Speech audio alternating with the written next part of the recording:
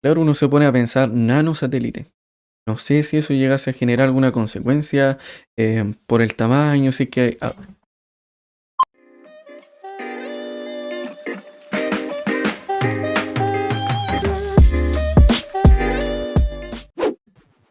Ya, Jorge, ahora sí, vamos a empezar. No me ha costado empezar, pero vamos a empezar. Ya. Bienvenidos todos a Local Shadows número 2. Bueno, ¿lo puse? Sí, lo puse. Está bien. ¿Cómo estás, Jorge? Primero que todo, saludarte. ¿Cómo estás, querido colaborador? Gracias por venir porque yo sé que eres un hombre más ocupado que Farcas, así que para mí es un honor tenerte acá. no sé si tanto de honor, pero te agradezco por el elogio. No, sí, igual paso bastante ocupado. Desde que ya mi vida comenzó a cambiar, una vez casado. Tan Eh, joven y casado, digo yo. sí, es cierto, pero decisión importante y a la vez satisfactoria.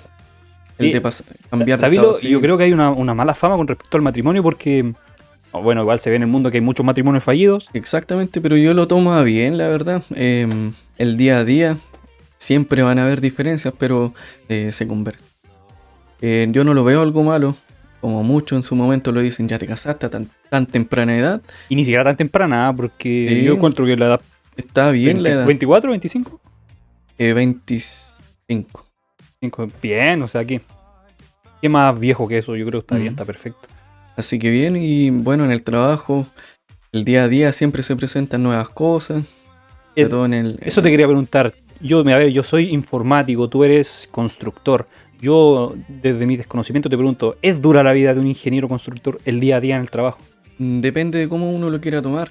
Yo creo de que para los que se desenvuelven en el campo laboral no debe ser fácil para todos. Siempre hay una sensación de preocupación, de nerviosismo, pero te torna fácil cuando tú lo quieres ver fácil.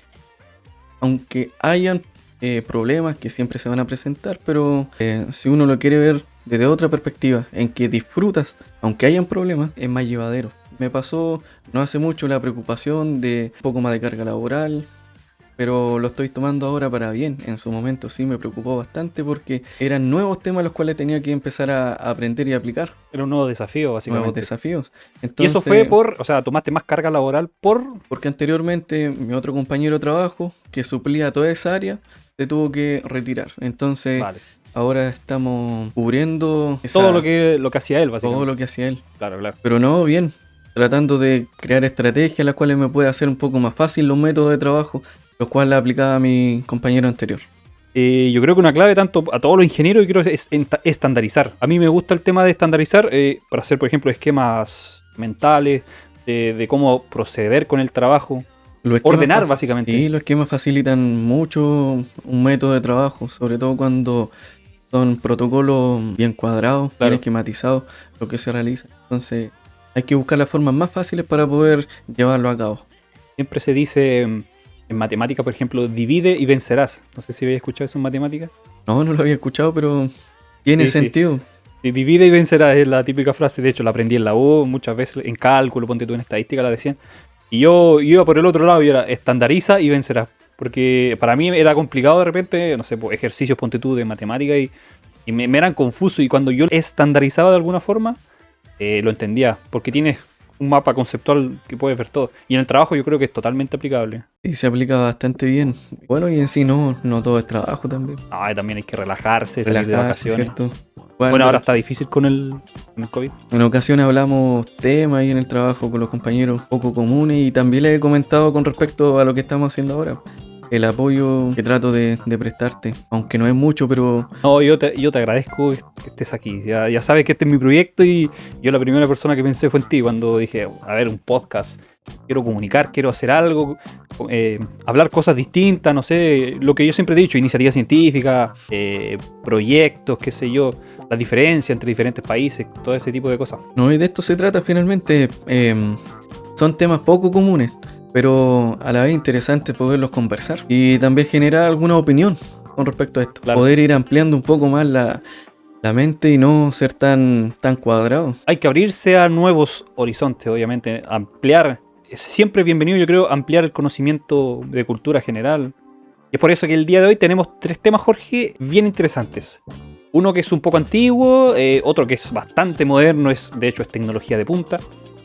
Bueno, uno al decirlo es como es de locos. Y también tenemos un tema que es algo que tiene que ver con la demografía. Así como en el primer capítulo hablamos, no sé, del lugar más aislado del planeta Tierra. Aquí vamos a hablar, bueno, es el segundo tema, pero vamos a hablar de Oymyakon, que es el poblado, por así decirlo, más frío del planeta Tierra. Un lugar bastante inhóspito.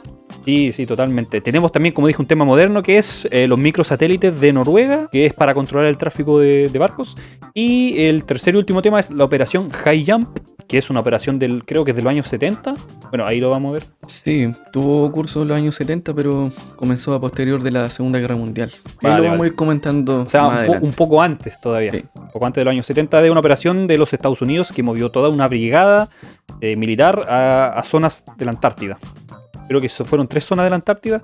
Obviamente tenían unos motivos y por qué. Y también hay conspiración. Hay cosas bastante interesantes que se pueden sacar a modo de conclusión por un par de declaraciones que son bastante polémicas con respecto a personas que estuvieron en la operación High Jump. Pero eso lo vamos a ver más adelante.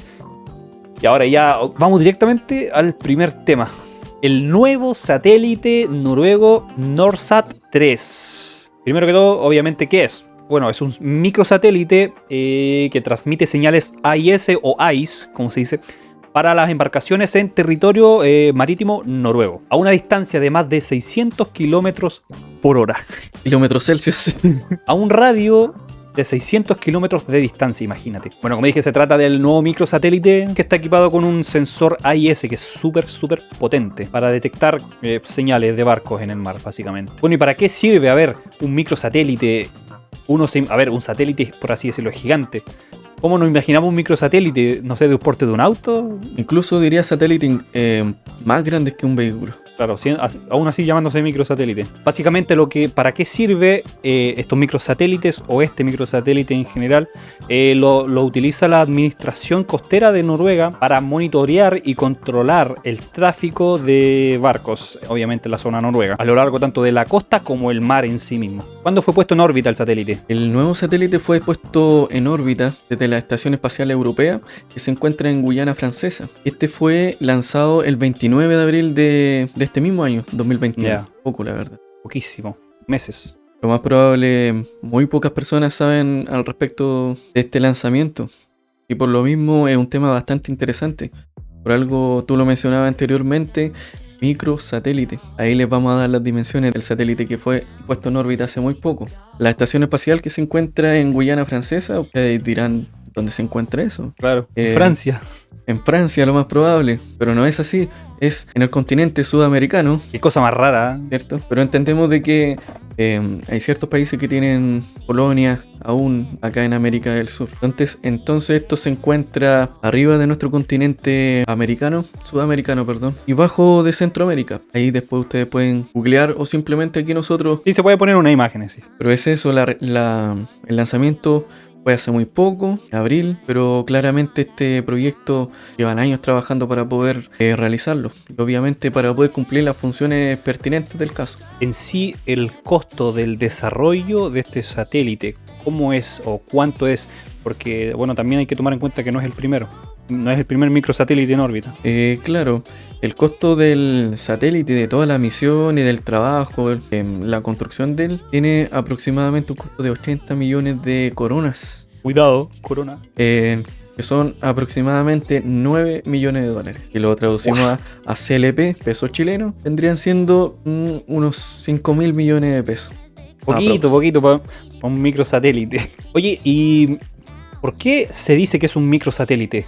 Como decíamos anteriormente, claro, uno se imagina microsatélite, a ver, un satélite chico, pero no sé, de porte de un auto, de un camión, y eso ya es chico. Mide aproximadamente, vienen las dimensiones, 42 centímetros por 20 y por 25. Es enano, básicamente. Prácticamente un rectángulo, a ver, una caja. Es un pájaro.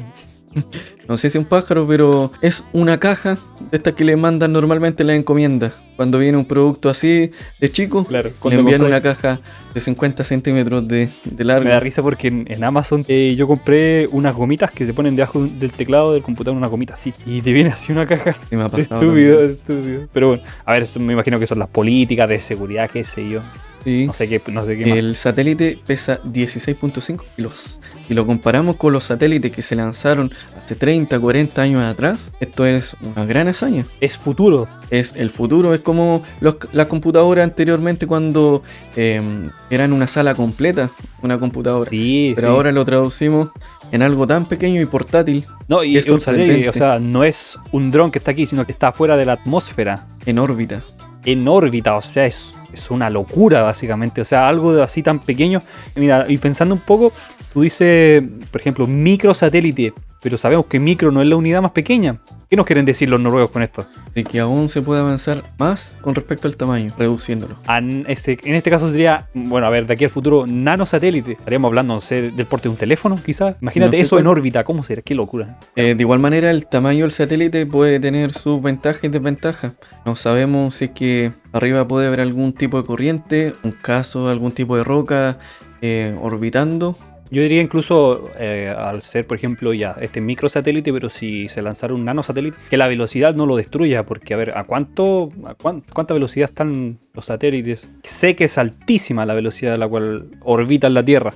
No tengo el dato exacto ahora, pero a ver, un ejemplo, es tan chico el satélite que no me imagino orbitando a 30.000 kilómetros por hora, orbitando la Tierra, y que no se deshaga por ser tan pequeño. Pero bueno, ese es el tema, como decía, de un nanosatélite.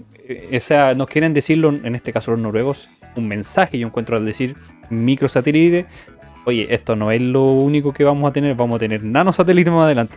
Recordando un poco, este es el segundo tema que hablamos de los noruegos, ¿no? Noruegos, sí. Imagínate. Podemos hablar ya de los norteamericanos, de los chinos, pero Noruega está bastante alejado de las opiniones comunes. Sí, incluso yo, si te soy sincero, a ver, estos temas uno los busca para poder informarse, porque uno no nace informado yo no conozco ni Noruega ni nada de eso. Claro. Pero yo informándome, imagínate, a ver, tampoco es que sean santos de mi devoción y sea para mí el paraíso, no, para nada, de hecho estoy lejos de eso. Pero imagínate, ellos hacen estudios incluso, porque yo buscando información sobre iniciativas tanto científicas, por ejemplo, de Noruega, ellos hacían investigación científica para saber cómo administrar los fondos públicos, en este caso orientado al ejército. Imagínate, hasta para eso hacen estudios científicos. Es de locos, de locos. Mira, no sé si sabías de que el costo, como lo había mencionado anteriormente, es bajo para el sector espacial. Lo consideran como una gran atracción para el desarrollo de microsatélites, parte de Noruega y obviamente por las estaciones espaciales internacionales. Claro. Y igual acá mencionar un punto bien importante, porque fue financiado por el Ministerio de Defensa de Noruega. Ya. Ministerio de Defensa, entendemos la milicia, claro. Así que no es dejarlo al aire, porque bueno, un poco más adelante vamos a hablar si es que puede prestarse para asuntos bélicos. Claro. A ver cómo es la intención, básicamente. Sí. Ya, ahora vamos a explicar, mira, hablamos a grandes rasgos qué es el satélite, para qué sirve. Como dijimos, tomando un recuento, es un microsatélite que sirve para controlar el tráfico marítimo en zonas de Noruega, tanto en las playas, las costas, como también el mar mismo. Ahora, dije que tiene un sensor AIS que se llama, o AIS, porque decir AIS todo el rato me aburre, así que AIS, el sensor AIS, voy a explicar qué es lo que es básicamente. El AIS es un sistema de identificación automática introducida por la Organización Marítima Internacional de las Naciones Unidas, con el fin de aumentar, en este caso, la seguridad, o sea, para tener un control bastante más sólido sobre el tráfico de barcos. Esto puede traer ventajas, por ejemplo, en el medio ambiente. Los transpondedores AIS de los barcos emiten información sobre la identidad, la posición, la velocidad y el rumbo que toma el barco en este caso. Estos datos son recibidos por la cadena AIS terrestre de la Administración Costera Noruega, llamada AIS Norway, que cuenta con 50 estaciones base a lo largo de la costa. Las señales AIS también son detectadas por los satélites nacionales noruegos AIS, bueno, a ver, los voy a poner ahí mejor en imagen porque son ISS AT1 y el 2, y también el NorSat 1, 2 y 3, porque bueno, como dijimos, ese es el NorSat 3, eso quiere decir que hay dos anteriores.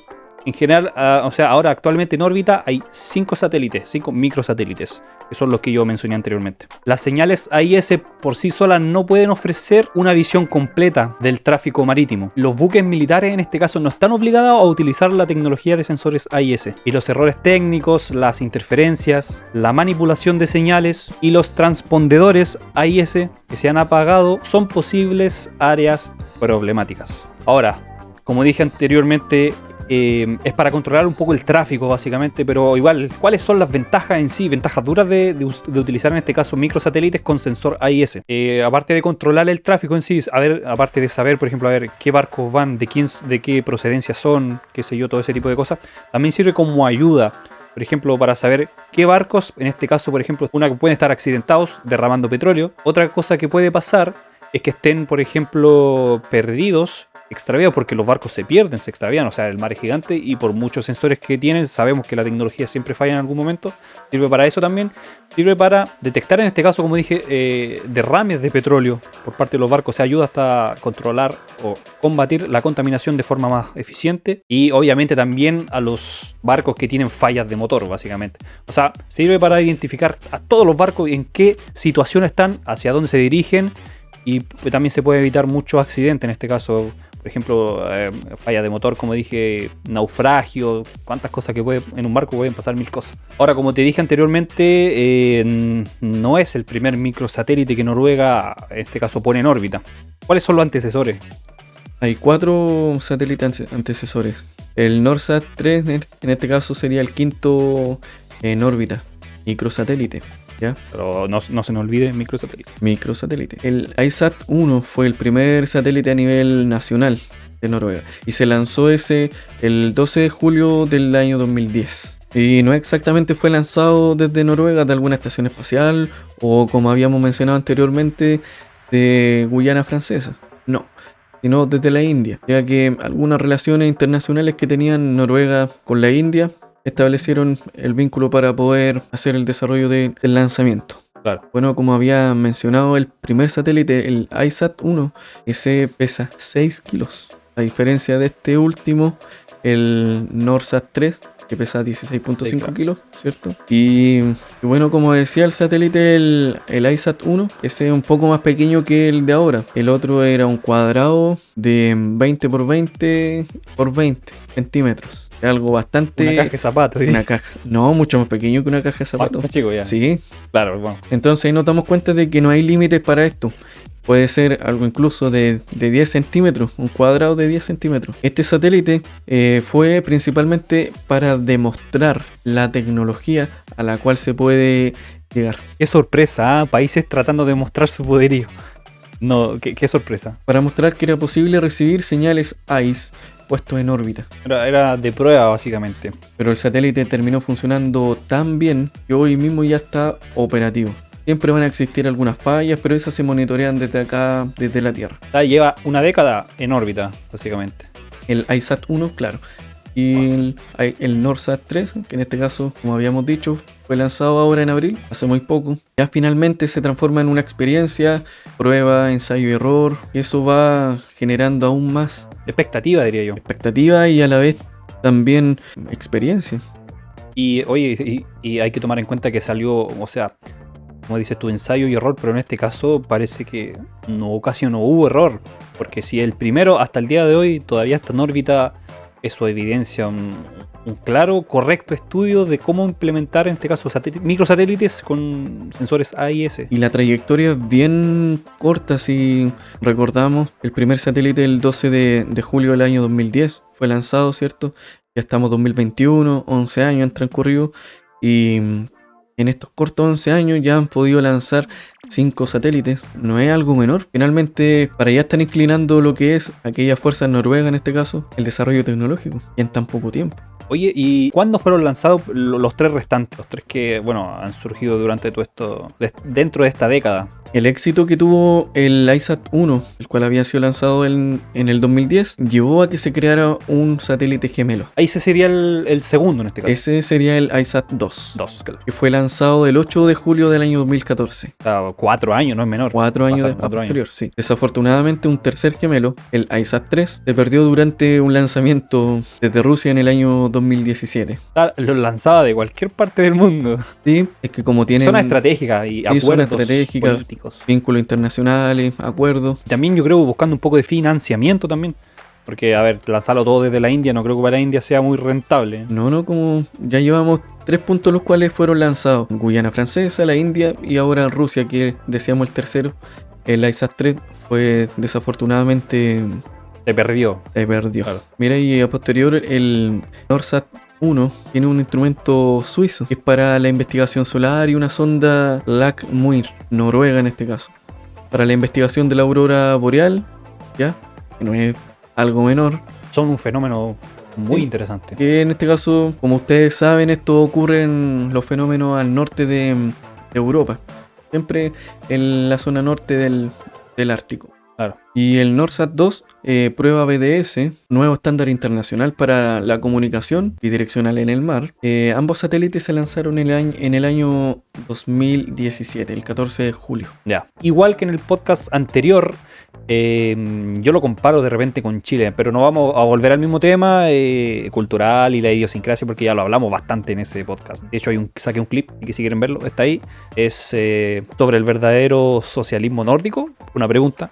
Queda abierta al debate. Y como dije, yo me pregunto en Chile, ¿qué hay? Porque yo veo Noruega, como dije, no son tampoco santos de mi devoción ni nada por el estilo, pero en Chile, ¿qué hay para controlar en este caso el tráfico marítimo? Sabemos que nuestra zona demográfica es bastante característica, muy particular. Somos, bueno, un pasillo, como se dice, súper largo. O sea, abarcamos mucha superficie de playa y de mar. Y eso me llevó a investigar que en septiembre del año 2020, la Armada chilena licitó, en este caso, un software de control marítimo y de navegación para ser implementado en la Marina chilena, básicamente. El oferente, en este caso, deberá ofrecer un programa con su respectiva licencia y con servicio de soporte. Los modos de visualización constarán de manera deseable con las funciones día, noche, ocaso y usuario. Es un requisito un poco específico, no vamos a entrar en detalle, pero es más o menos lo que se sabe. Y la mensajería AIS deberá disponer de forma esencial recepción, obviamente, de mensajes AIS, que tienen que ser de clase A y clase B. También transmisión de mensajes 12 y 14. Y obviamente se quiere o se desea que tenga recepción de mensajes 8, DAC, 1, F 131. ¿Qué es? No tengo idea, pero eso es lo que decía la noticia, básicamente. Y tiene que ver con cosas de la estación meteorológica. Entonces, ¿qué tenemos en Chile? No hay microsatélites, pero sí se utiliza la tecnología AIS, como dije al principio, es una tecnología estándar a nivel mundial. Pero claro, Noruega en este caso lo llevaron a otro nivel con microsatélites. Ahora, preguntas un poco ya que definimos bien qué es los microsatélites noruegos, la tecnología AIS, los sensores, el control de tráfico de barcos. Yo te pregunto tanto a mí y me hago a mí también la pregunta. ¿Es esta una iniciativa tecnológica que deban imitar el resto de los países, considerando, como dijimos también, la estrategia bélica? ¿Qué piensas tú, Jorge? La verdad es que puedo ver pro y contra. Si viene algo extraordinario poder lanzar algo Tan pequeño. tan pequeño, ¿cierto? Y fuera de la Tierra. Pero imagínate que muchos países del mundo comenzaran con esta iniciativa. ¿Cómo se llenaría de satélites la órbita de la Tierra? Sí, solamente tomando, no sé, 1 o 2 por país, imagínate cuánto sería. Y además de eso, el cementerio que se generaría a posterior, porque ya los satélites, por otro motivo, dejan de funcionar, claro, ¿cierto? Entonces se transformaría en una basura espacial. O bien en una basura propiamente tal de la Tierra, porque están cayendo acá a la Tierra. En el anterior podcast veíamos de que hay un cementerio espacial. Claro, el punto Nemo. El punto Nemo. ¿Qué pasa si saturamos ese lugar con satélite? O sea, igual es un lugar gigante, pero claro, si estamos lanzando microsatélites, a los 10 años se descartan, no sé, 300, claro, van cayendo y cayendo. Yo lo veo en más, 50 años ya tendríamos un cementerio llenísimo. Yo lo veo más por el lado de la optimización. ¿Qué quiere decir esto? Si llegasen a existir unos 1000, 10.000 satélites, ojalá lo fueran reduciendo para poder llegar a una cantidad tan mínima como 100 satélites o incluso menos, los cuales pudiesen hacer esa misma función que todos esos miles de satélites que cumple la función hoy en día acá en la Tierra. Yo preferiría irme por ese camino, la optimización. Pero ahí yo creo, puede ser un tema de optimización de recursos. Yo lo veo por ese lado, por ese camino, en la optimización de número de satélites, la cantidad. Y claro, o sea, vamos a ver una optimización en los recursos, favoreciendo en sí al ecosistema, ya que vemos de que de igual manera estos contaminan. Entonces, si tú me preguntas, que es una buena iniciativa para que muchos países puedan tomarlo y adquirirlo, yo preferiría de que pudiesen alinearse y tener intereses políticos en los cuales digan, este satélite, un ejemplo, va a servir para el continente sudamericano, este otro satélite para el continente europeo y así. Yo lo veo un poco más difícil. Yo no creo que sea tan sencillo estandarizar una metodología de satélite en el cual ocupemos uno para varios países. Porque cada país tiene sus intereses. Y a ver, un satélite, en este caso los sensores AIS, solo cubren 600 kilómetros, pero un continente mucho más grande que eso. Es un continente mucho más grande que eso. Pero para eso está la tecnología, para ir abarcando aún más. Claro, ¿cierto? sí. Claramente podría llegar a abarcar mucho más con la tecnología que hoy tenemos, pero entiendo para el punto donde quieres llegar. Sí, o sea, como decíamos, cada país tiene sus intereses y no creo que quieran compartir satélites, porque a ver, yo creo que cada país es un mundo distinto, no sé, su demografía son todos países únicos. Yo no veo tan factible que un satélite sea para varios países. Pero sí, lo que sí veo es que se puede tener por lo menos 1, 2 o 3 satélites por países. Ahora, esto es como ser utópico, es como decir, repartamos el dinero a todo el mundo en partes iguales. No, no es así. Hay gente rica, gente pobre, hay países que lo van a poder implementar y hay países que no. Chile difícilmente lo va a implementar, yo diría que no incluso. Entonces, ¿quiénes van a tener eso? Los que puedan acceder, básicamente. Al final es una utopía que no se va a cumplir. Hay satélites que contribuyen al bien internacional, sí. Claro. Pero bien es cierto, hay satélites que son específicos, van a favorecer a cada país. Eso no hay diferencia. Y claro, cada país tiene su punto de vista distinto. ¿Y para dónde está inclinado normalmente la ambición del ser humano? Estrategia territorial, política y bélica. Bélica, ¿cierto? ¿Qué es la otra pregunta? Que si se puede, ¿qué piensas tú? ¿Qué tan posible, qué tan probable es que se extrapole este tipo de tecnología a un tipo de uso, como decía, estratégico y bélico? Yo la verdad no lo veo lejano. El espionaje que se puede generar está a la mano. Hoy en día desconocemos tanto con respecto a la tecnología que se implementan en los mismos teléfonos celulares, que están alineados, en el caso de las comunicaciones con los satélites. A eso es lo que me refería con que algunos satélites favorecen al bien internacional, ¿cierto? La comunicación principalmente. Pero sí, yo no lo veo lejano para implementarlo en el sistema bélico como sistema estrategia, bélico, estrategia militar. Claro. A beneficio propiamente tal de cada país. Porque sabemos que hay, por ejemplo, en nivel territorial ya hay espionaje por dron. ¿Qué más se espera de un satélite? Imagínate un satélite de 20 centímetros en la órbita. ¿Qué se va a ver? ¿Quién lo va a ver? O sea, obviamente otro radar solamente de otro país, básicamente.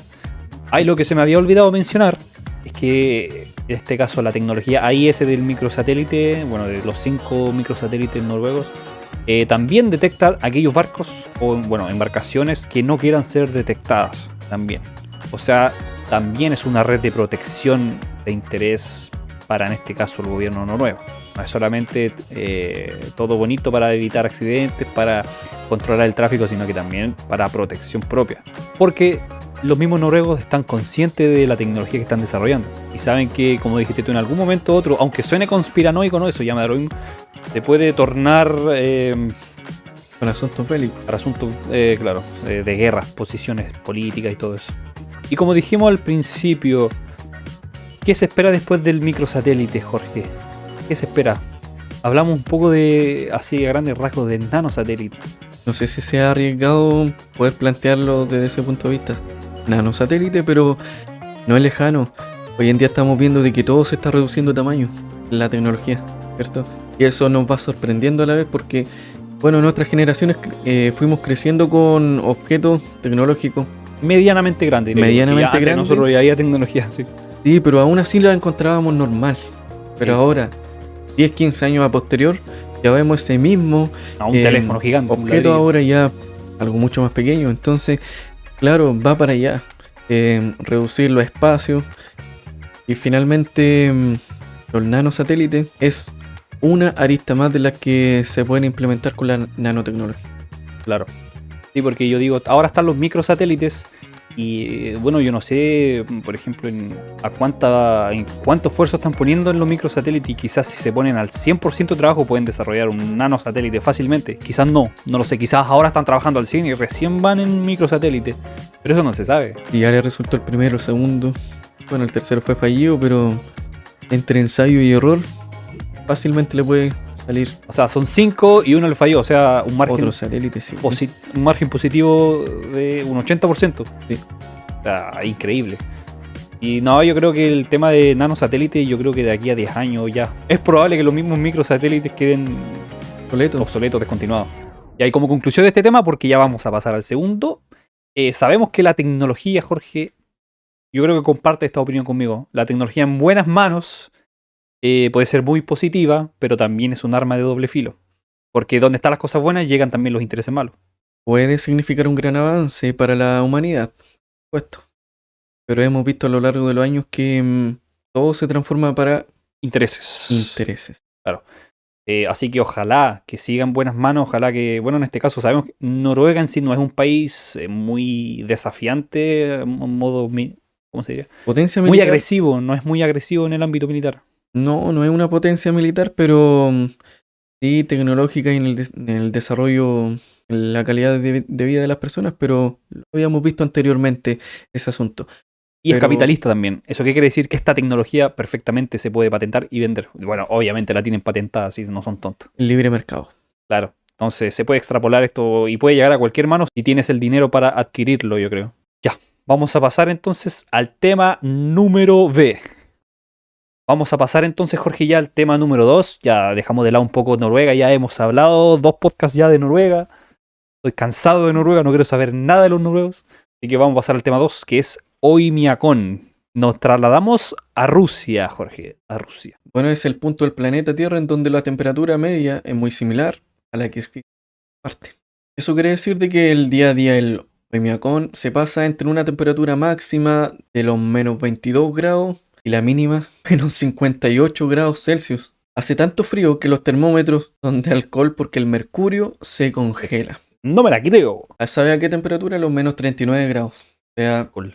imagínate, ¿dónde se podrá encontrar ese punto?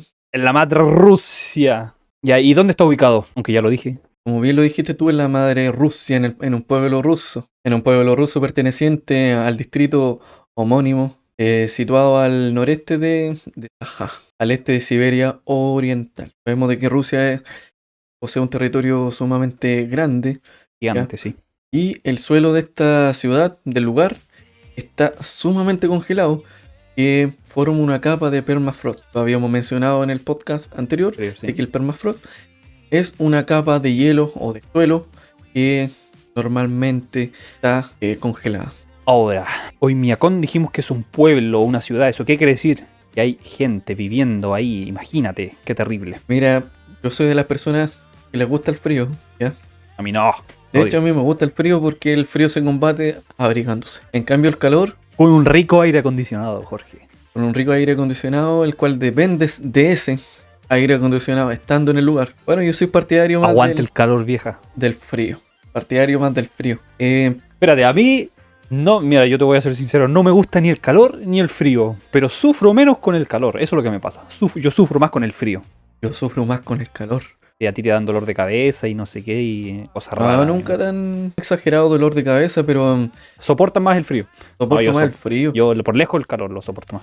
Pero con respecto a tu pregunta, de que si viven personas en ese lugar, claro, viven allí. Pero si yo pudiese, yo sinceramente no soportaría una temperatura de menos 30, menos 40 grados. No, O imagínate. quizás sí, pero tarde o temprano me terminaría aburriendo. Ya mira, es un pueblo pequeño, ¿para qué vamos a andar con cosas? O sea, son pocas las personas que están dispuestas a vivir ahí. Ahora, ¿cómo es la forma de vida de estas personas? En la casa apenas hay electrodomésticos. Ni siquiera hay neveras porque el exterior ya es una nevera gigante. Tampoco hay agua corriente porque las mismas cañerías, en este caso que estuvieran debajo de la tierra, explotarían, congelarían y reventarían básicamente. Entonces ellos obtienen el agua descongelando grandes cantidades de hielo. Esto también obliga, a ver, no tener cañería te obliga tampoco a tener baño en tu casa. Y si quieres ir al baño, tienes que tener una caseta fuera de tu casa donde hay un hoyo tremendo abajo, o sea, un hoyo en la tierra básicamente. Y hablando en este caso de, a ver, Un ejemplo, llevar lentes es imposible. Literalmente se te pegan a la cara. No puedes, si vas en la calle en Oymyakon, no puedes llevar gafas ni lentes. Olvídate lente contacto. Se te congela todo y terrible. La pregunta más o menos absurda. ¿Qué pasa si te pones a llorar en la misma calle? Yo no sé. Y en este caso, los niños no van al colegio si el termómetro marca los menos 52 grados. Circunstancia que es muy habitual ahí en Oymyakon, de marzo a diciembre prácticamente. También hablando un poco más de la gente que vive, a ver, estas personas tan valientes que viven por allá, uno se preguntaría de qué viven, porque es una zona tan particular del planeta Tierra que cuesta imaginar a qué se pueden dedicar estas personas, cuál es su economía. Básicamente en el pueblo tú puedes ver muchas granjas de renos y vacas. También, aunque suene extraño por el tamaño en sí del pueblito, no es raro encontrarse con edificios administrativos municipales, ya que la misma Federación Rusa invierte bastante en esta zona que se llama Siberia para que sobreviva básicamente. Y esto provoca que la economía no funcione del todo mal. Bueno, estas son datos que yo investigué y que de hecho se entrevistó al fotógrafo neozelandés Amos Chappell, quien visitó Oymyakon en el año 2013. Ya hablamos que efectivamente hay personas en Oymyakon a qué se dedican, o cuál es su economía, su pequeña economía, pero cuáles son las características fisiológicas de la gente que vive ahí, porque al vivir en frío me imagino que algo debe suceder en sus cuerpos. Físicamente las personas que residen en lugares extremadamente fríos siempre responden a un mismo patrón, la verdad. Acostumbran a ser robustos, gordos, porque tienen una capa de grasa que les aporta el suficiente calor como para no pasar frío. Suelen ser bajitos porque a menor superficie, menor la posibilidad de pérdida de calor. Bueno, y en fin, otra lección de la naturaleza, adaptación finalmente. Como seres de costumbre nos vamos adaptando a los distintos climas que existen en nuestro planeta. Claro. Oye, si yo como turista o no sé, persona que me causa mucha curiosidad, llegar a Oymyakon, ¿hay alguna forma de llegar allá? En vehículo se puede llegar, pero se demora unos buenos días. La ciudad más cercana se llama Yakutsk y solo se puede llegar en invierno. Es como un poco paradójico porque yo diría, a ver, preferiría ir cuando hay mejor tiempo, entre comillas. Sí, suena bastante paradójico, pero se puede llegar solamente en invierno, la verdad. Porque es cuando los ríos, los lagos están congelados. Entonces permite la fácil circulación de vehículos. Los lagos en invierno se convierten en autopistas, básicamente. En autopista. Suena loquísimo, loquísimo, de verdad. Para acceder hay que recorrer la autopista de Colima, más conocida como la Carretera de los Huesos. ¿Por qué? ¿Por qué la Carretera de los Huesos? Se bautizó así a causa de los miles de presos provenientes de Gulag, en este caso de Stalin, que murieron construyéndola en condiciones precarias, inhumanas, y que quedaron sepultadas durante kilómetros y kilómetros. Terrible, terrible. Y si yo me quiero ir a vivir, en vez de ir a turistear, yo quiero ir a vivir a Oymyakon. Igual sabemos que es un poco difícil porque, primero que todo, una gran ventaja sería ser ruso, porque básicamente al ser una parte, una ciudad o una zona del planeta muy inhóspita, los terrenos se regalan. Tú vas, eliges dónde hacer tu casa y la construyes bajo tu responsabilidad. Por obvias razones no hay hoteles ni lugares donde hospedarte, hostales, porque no es una zona turística para nada. Pero sí, lo que puedes hacer en este caso es ir y conversar con algún ciudadano de Oymyakon y quedarte en su casa. Pero como extranjero es un poco difícil. Claro, como ruso tiene bastante más ventaja por lo que te dije anteriormente, que puedes elegir un terreno gratis y construir tu casa. Ahora ya desviándonos un poco de la gente en sí de Oymyakon, esta ciudad, como dijiste tú al principio, cuenta con una temperatura un tanto constante, muy baja, pero se mantiene. Pero tiene un récord también de baja temperatura. Incluso tiene el récord de más baja temperatura en una zona habitada. Porque, a ver, la Antártida, por ejemplo, ha sufrido mucha más baja temperatura, pero en zonas que no son habitadas. Y este récord fue en el año 1926, cuando el termómetro marcó 71 grados bajo cero. Imagínate lo que es eso. Es el guarismo más bajo alcanzado en el hemisferio norte. Pero como decía anteriormente, sin embargo, no es la temperatura más fría registrada a lo largo de la historia del planeta Tierra, sino que esta se obtuvo en la Antártida, concretamente en la base de Vostok en 1983, con unos menos 89 grados Celsius. ¿Cómo te verías ahí? Muy cómodo. Te congela, yo creo, literalmente. Te congela. Me congelo de inmediato. No me imagino viviendo en un lugar así, sinceramente. Está bien de que me gusta el frío y todo, pero Nunca tanto. nunca tanto. No, terrible, terrible. Terrible. Oye, y ahora volviendo un poco a la gente en sí, uno se pregunta, volviendo a la gente, por razones obvias, cuál sería la principal causa de muerte. Congelamiento, frío, ¿cierto? Pero no lo es. Sabemos que estamos en un pueblo ruso.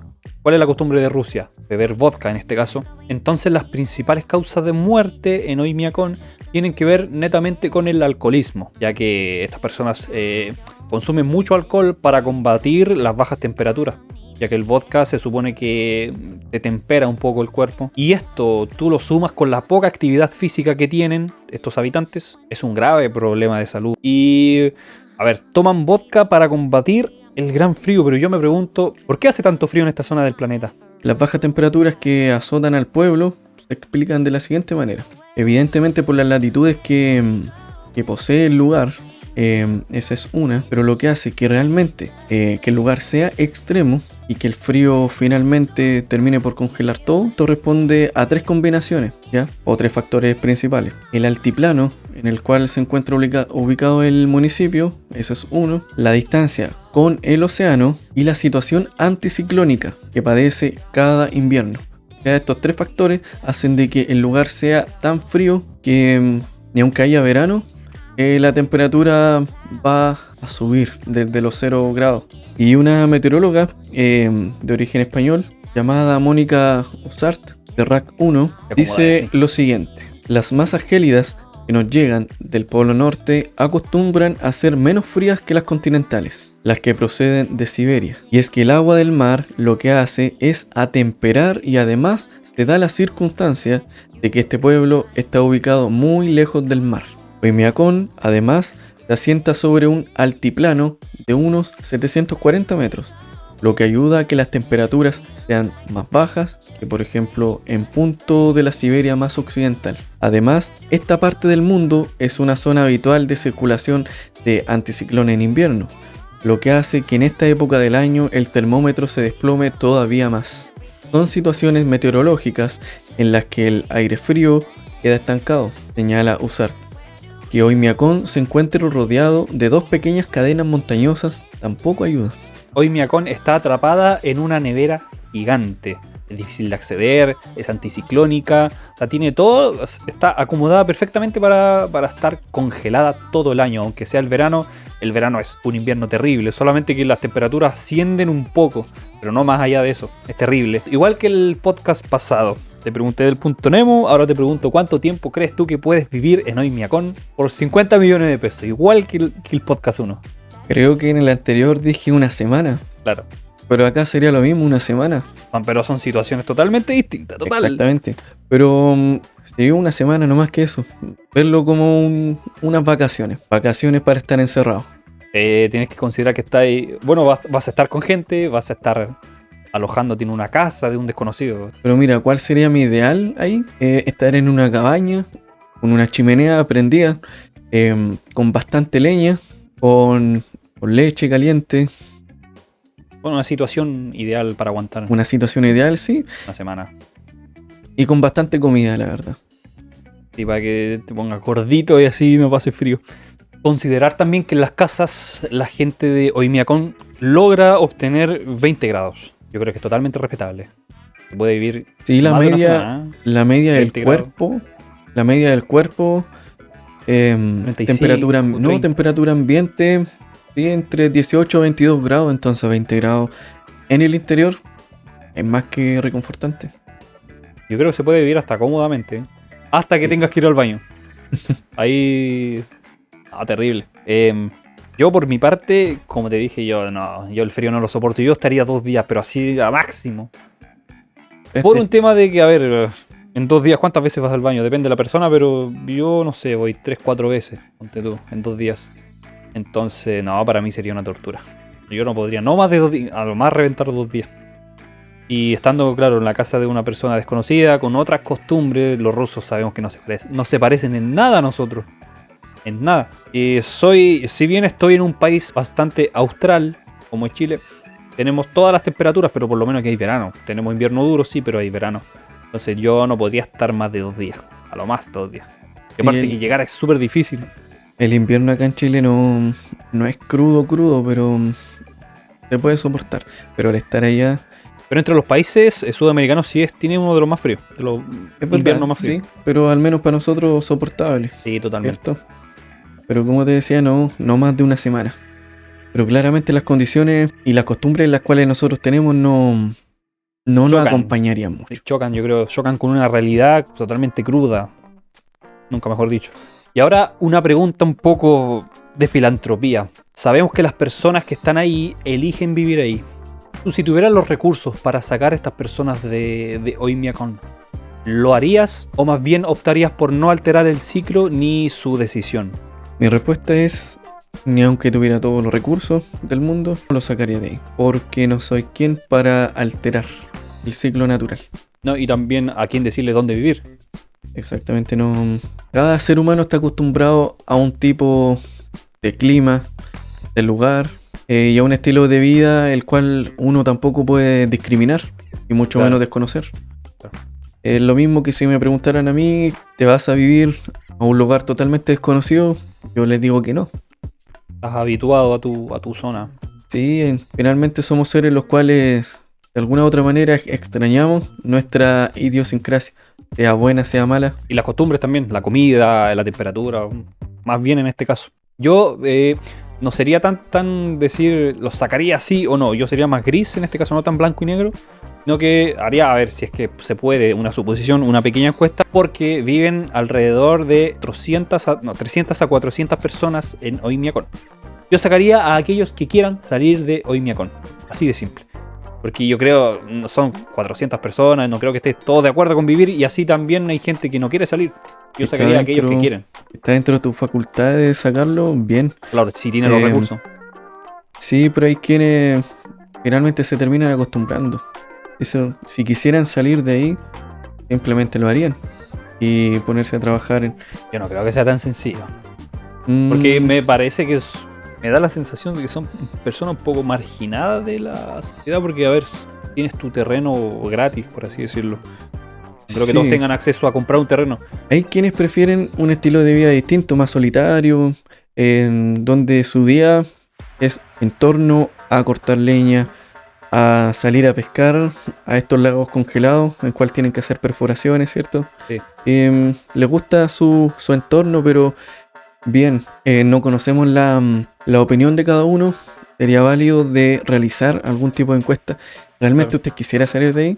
Claro. Y también es como yo pienso a veces, como la gente en el sur, en Aysén, en qué sé yo, en extremo sur, que hay gente que ha vivido toda su vida ahí, 40, 50 años, y la ciudad les da miedo. No piensan ni se plantean salir de su región. En este caso yo creo que también pasa allá en Oymyakon, gente que quizás no conoce ni una otra ciudad o no conocen lo que es el verano, entonces les da miedo. Porque todo ser humano lo desconocido le da miedo. Sí tiene curiosidad, pero claro, hay quienes prefieren quedarse donde están por un tema de estar en la zona de confort. Aunque, a ver, Oymyakon no es muy cómodo que digamos para vivir, pero si no quieren vivir en otro lado por un tema de miedo o qué sé yo, es respetable totalmente. Y como conclusión de este tema, Jorge, el ser humano sabemos que es muy llevado a sus ideas.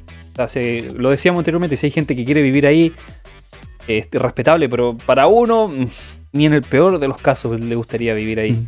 Hay seres humanos que llevan su cuerpo, en este caso, al límite por un ideal, que es vivir en Oymyakon.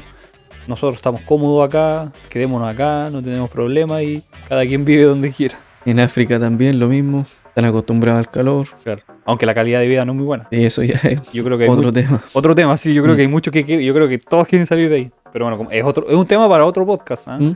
Hablar sobre Bien interesante. África, cómo fue saqueada también. Sí. Ya, y vamos a pasar ahora, ya dejamos de lado Oymyakon y vamos al tercer tema. Tercer tema entonces, la operación High Jump. Primero que todo, ¿qué es la operación High Jump?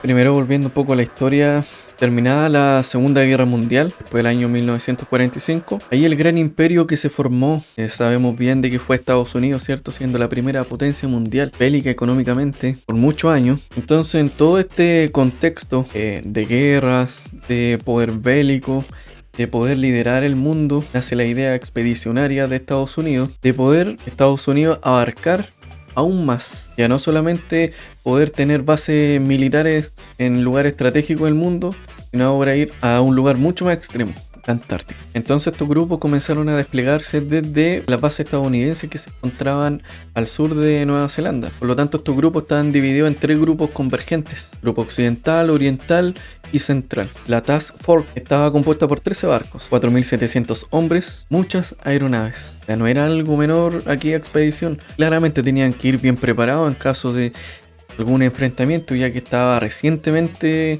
terminada la Segunda Guerra Mundial. Había un clima un poco tenso todavía. Totalmente. Y ya estaba dando comienzo a lo que era la Guerra Fría en ese entonces, cuando el mundo se divide entre la Unión Soviética y Estados Unidos. Ya, y en sí la composición de la operación estaba compuesta por 13 barcos, 4.700 hombres y varias aeronaves. Y en un principio la expedición estaba calculada para una duración de 6 a 8 meses aproximadamente. Incluso se había desestimado la participación de observadores extranjeros para poder resguardar en este caso todo tipo de información y no se filtrara nada, la verdad. Y también contaba con un número limitado de científicos, en este caso civiles, o sea, gente que no tiene que ver con el mundo militar, entre los cuales destacaba el geógrafo Paul Sibley. Y en sí, ¿cómo fue el despliegue? Como tú lo dijiste, eran 3 puntos convergentes. El primero era el grupo oriental, al mando del capitán George Dufek. Y este grupo tenía distintos dispositivos de desplazamiento y también, en este caso, para atacar. Primero es un porta hidroaviones, un petrolero USS Canisteo y un destructor USS Rawson. Y el grupo occidental, que es el segundo, al mando del capitán Charles Bond, también tenía un porta hidroaviones Curry Tuck, que es distinto al portaaviones del grupo oriental. Tenía un petrolero USS y un destructor USS Henderson. Y el tercer grupo, que es el grupo central, tenía un poco más de cosas, la verdad. Mira, tenía un buque de comunicaciones USS Olympus, un rompehielos USS Burton Island, tenían otros rompehielos USCGC Northwind, un buque de suministros también llamado Janssen, el cual sufrió muchos daños en el casco. También otro buque de suministros Merrick, que fue remolcado incluso hasta Nueva Zelanda para ser reparado. Fue dado de baja en su regreso. Y por último tenían un submarino, que era el USS Zenith. Y además había un portaaviones que no participó en ninguno de los 3 grupos, que era el USS Philippine Sea.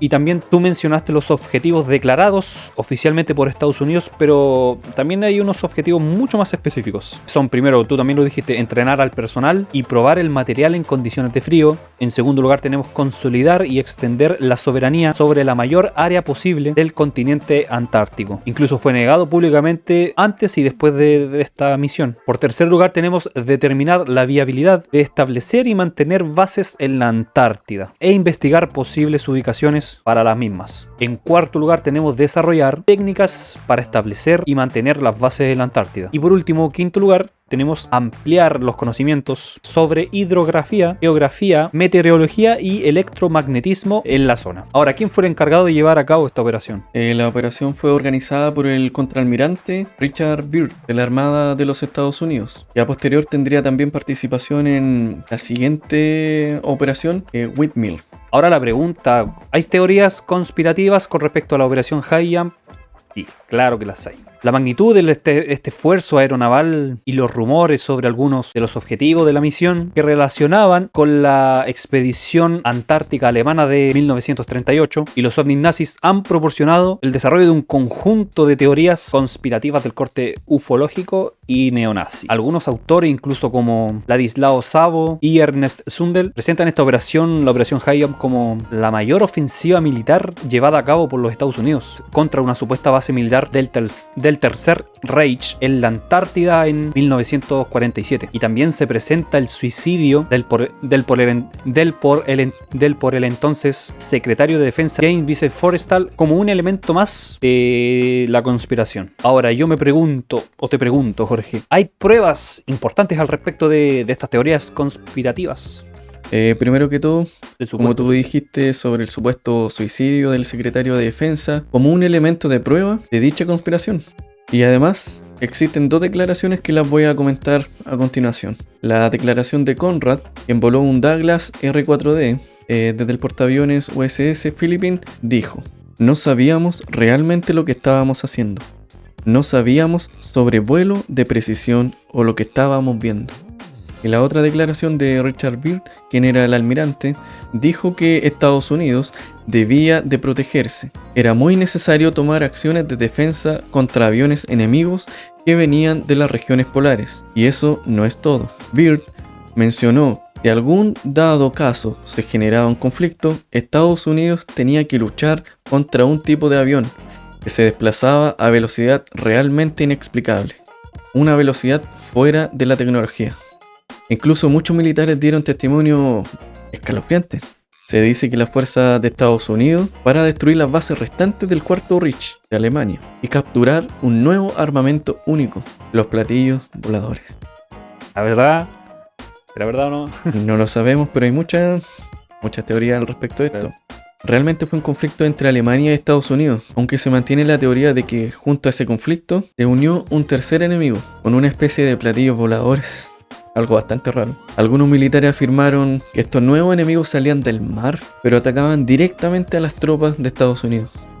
Había un tercer enemigo, pero claro, no atacaba tanto a Estados Unidos como a Alemania, sino que solamente a Estados Unidos. Entonces, por ende, en este caso, los estadounidenses asumieron que eran tropas alemanas. Se asumía de que podían ser tropas alemanas, ya que era algo totalmente desconocido.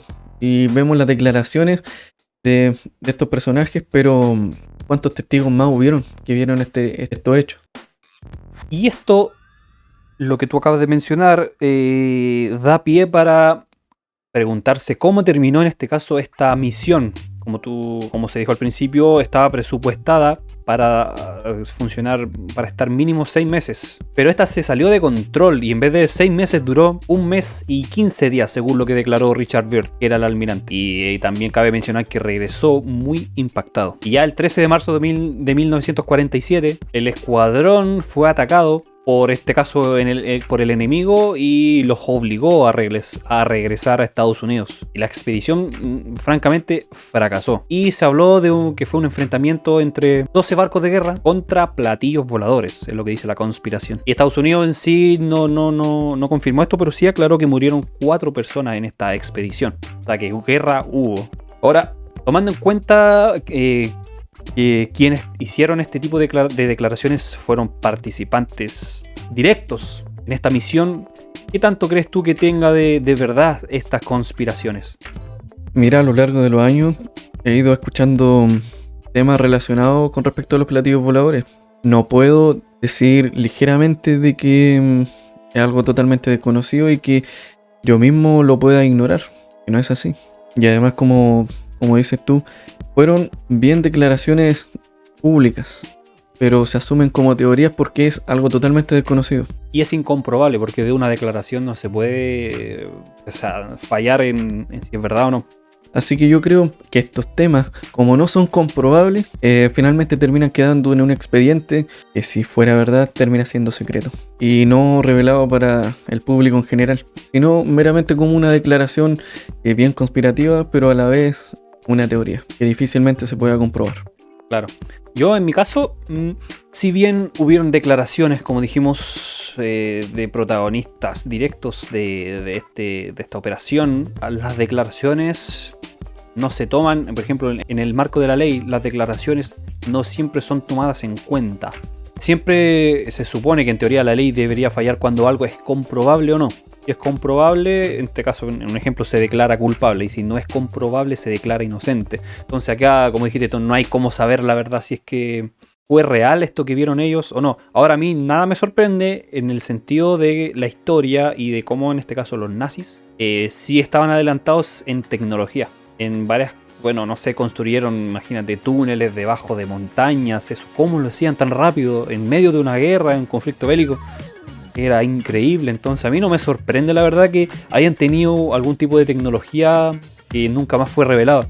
Ahora, platillos voladores me cuesta, la verdad, me cuesta mucho. Pero sí, quizás los alemanes tenían un tipo de tecnología que sorprendió a los estadounidenses, y por un tema de orgullo quizás quisieron decir que fueran platillos voladores, para que nadie les creyera y no se le echara la culpa a ellos como perdedores, sino dijeran, se tuvieron que venir porque era una fuerza increíblemente superior.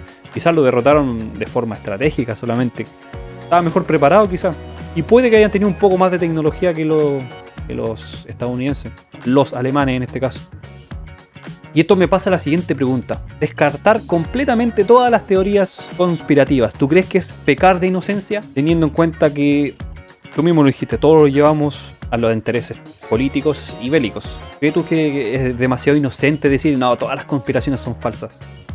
Muy buena pregunta la que estás haciendo, pero no sé si sea pecar de inocencia, porque si bien estos temas no son comprobados, como habíamos comentado anteriormente, por lo tanto, descartarlas completamente, para mí no lo dejaría afuera, sino empezar a estudiar un poco más, empezar a ver los hechos, pruebas verídicas de personas que lo hayan vivido en su momento. Pero eso es testimonio también. Son testimonios, claro.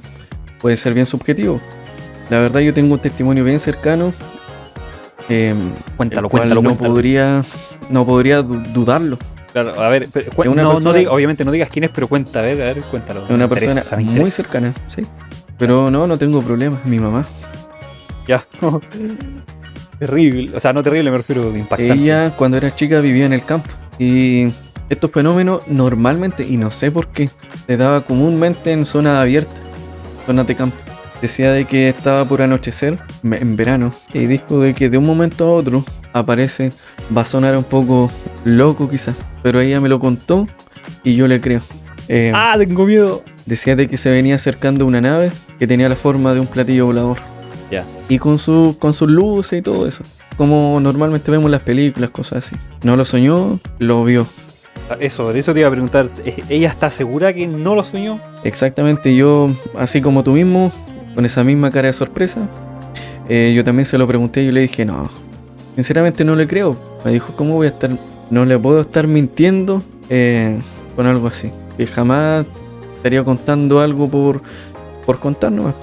Claro. Así que es la manera de saber de que realmente fue así. Impactante, oye. Es impactante. Yo tengo algunas teorías con respecto a la formación y sobre las bases de quiénes son, pero no es un tema para poder conversarlo acá. Claro. No, se extiende mucho más, se extiende. Hace un par de años hice unos estudios con respecto a eso, de saber los orígenes y también conversando con otras personas que sí sabían al respecto de este tema. Y siempre trato de trabajar y de funcionar con la lógica racional. Yo en este caso yo creo que sí es pecar de inocencia, descartar por completo todas las teorías y decir que el mundo funciona perfecto, de que ninguna teoría conspirativa es verdad. Yo siempre, como digo, a veces puede que no me la crean, pero en un 99%. Siempre dejo ese 1% por si acaso. No ser siempre... Es demasiado idealista pensar, no, sabes que ninguna teoría es verdad. Y no estoy... Es que también yo creo que se ha maltratado un poco la palabra conspiración. Hoy en día es objeto de burla, básicamente, la conspiración. Pero hay cosas ridículas, sí. Yo la descarto como el terraplanismo, por ejemplo. Totalmente ridículo. Está más que comprobado que la Tierra es... Es que es tan fácil comprobarlo. Sí. Por ejemplo, con la topografía ya se puede calcular. O sea, claro, hay teorías conspirativas que sí son tontas, la verdad.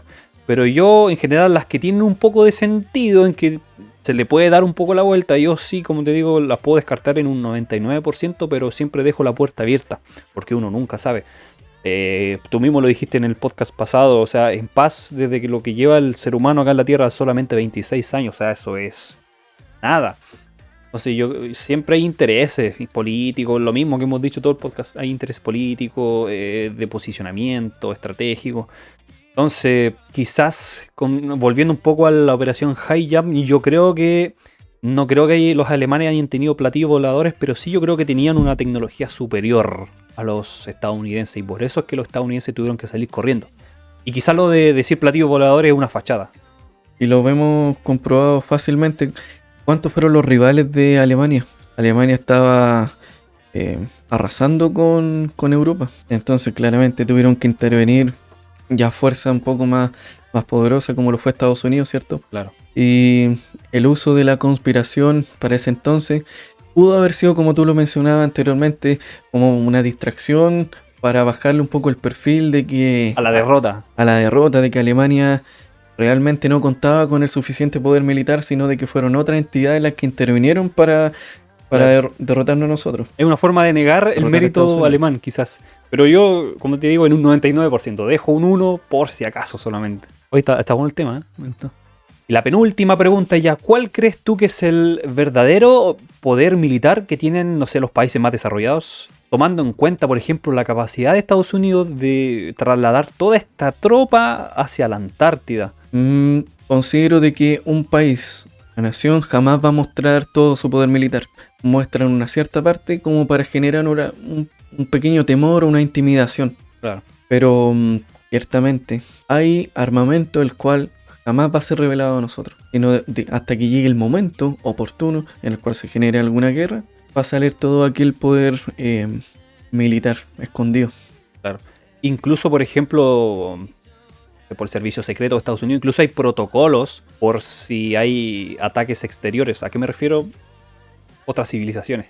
También hay protocolos para eso. Todos los países tienen su propio protocolo en caso de quienes nos atacan no son seres humanos, sino son de otro planeta, de otra galaxia, por así decirlo. Y Hasta en eso hay protocolo. No sé si te has dado cuenta de que las películas mismas de Estados Unidos, donde aparece Estados Unidos como el héroe, Siempre el héroe, siempre. ¿sí? Nos muestran de que los verdaderos enemigos vienen desde arriba. Correcto, sí. Entonces, inconscientemente, para todos aquellos que ven películas y que se ven influenciados por estas corrientes, asocian de que en un tiempo que ni siquiera sabemos, los posibles enemigos no estén aquí en la Tierra, sino estén allá arriba. Entonces, claro, yo creo que tienen mucho poder. Volviendo a la pregunta, yo creo que sí tienen mucho poder, bastante. Pero claro, nunca lo van a mostrar, como dices tú. Y quizás nunca en la historia se dé porque la magnitud de las guerras siempre tienen un límite, ya sea de tiempo o de forma económica. Quizás no suelen... Pierden todo en la guerra, básicamente. Siempre va a golpear la situación económica y a nivel mundial. Sí, Una siempre. guerra. Entonces yo creo que no se va a mostrar siempre todo el poder que tienen, pero sí creo que tienen un gran poder. Lo mismo, lo dejo en un 99%, pero en 1 puede que no. Y ahora con respecto al tema de las conspiraciones. ¿Cuánto poder crees que tienen los gobiernos mundiales para poder ocultar esta información? O sea, aquí nos estamos yendo netamente a conspiración. ¿Crees tú que tienen suficiente poder, por ejemplo, para ocultar todo aquello que no quieren que sepamos? ¿Crees que tienen tanto poder? Los vemos día a día en los noticieros, sobre todo acá en Chile. Bueno, en Sudamérica, sí. En Sudamérica y en el CNN. mundo. Nos muestran lo que ellos quieren que nosotros veamos. Entonces nos entretienen con noticias tan poco importantes. Y también ten en cuenta que siempre nos muestran noticias malas, nos bombardea con inputs malos, siempre tragedias. Tienen a toda la gente depresiva, ansiosa. Claro, nos muestran lo que ellos quieren que veamos. Y esa es la idea, tratar de adormecer nuestras mentes para que nos mantengamos a raya. Y los que se encuentran arriba, como bien dice la pregunta la cual tú estás haciendo, cuál es el poder que pueden llegar a ejercer, es muy grande. A tal punto de llegar a inventar algún virus con tal de reducir incluso la población. Claro. Eso yo no lo descarto, también, te voy a ser sincero, yo también lo descarto en un 80%. Pero dejo ese 20% de que puede ser, por ejemplo, el tanto, ya no lo voy a nombrar porque YouTube detecta, que el Antonio 19, yo creo en un 20% que puede haber sido creado. Y un 80% no. Mira, yo he leído bastante respecto a estos temas de los más ricos del mundo, de los más poderosos, de que existen aquellas reuniones secretas. Allá nos estamos yendo muy a lo profundo. Muy teoría. Mucha sí. teoría, sí. Pero no deja de ser. Sí. No deja de ser lógico, por cierto. Sí, yo creo que es lógico pensar que hay un centro donde se toman decisiones para el planeta. Sí. Yo no pienso que cada país sea 100% independiente, no creo en eso. Y eso genera también un orden, finalmente. Porque cada nación, cada país, ¿cierto?, funciona de manera independiente. Pero existen patrones que tienen que ser únicos, los cuales inconscientemente el ser humano tiene que respetar. Claro. Para no generar esas revoluciones grandes. Y como había dicho, mantenernos a raya, adormecidos. Claro. Incluso hay gente, yo esto lo creo, esto sí que lo creo. Hay gente en por ejemplo, la revista Forbes. Siempre están los más ricos del mundo. Por ejemplo, Jeff Bezos, Elon Musk, etc. Yo creo que hay gente más rica que ellos que es tan rica que puede ocultar que son ricos. No tengo duda de eso. Y hay gente tan poderosa que puede ocultar su riqueza y pueden pasar de forma anónima totalmente. Sí, la verdad es un tema que da para largo. Pero lo vamos a dejar para un podcast quizá más adelante, no sabemos bien. Pero aquí terminamos ya, Jorge. A ver, hablamos un poco de los microsatélites noruegos, del Norsat 3, hablamos de Oymyakon y también finalmente hablamos de la operación HIJAP. Así que ya llegamos al final de nuestro segundo podcast. ¿Cómo te has sentido? No hablando como apoyo directo aquí, sino como una persona externa. Yo al escucharlo diría son temas bastante interesantes. Sí, espero que sea así. Esa es la idea, o sea, tener un contenido un poco distinto en YouTube, ya que hay tanta entretención e infantilismo en YouTube que, a ver, tener un poco de contenido de cultura, cosas históricas, tecnología, yo creo que es bien interesante. Así que, y lo bueno que de aquí se van a sacar clips, así que interesante. Ya, Jorge, nos despedimos entonces con el segundo podcast de Local Shadows. Como dije siempre, ¿cómo se dice? A ver, Jorge. No, ojalá se suscriban, puedan seguir el canal y darle like. Eso, así se dice, así se dice. Y amigos, me despido, es tarde, quiero ir a cenar ya. Ay, y como dice Germán. Como dice Germán, chao, chao.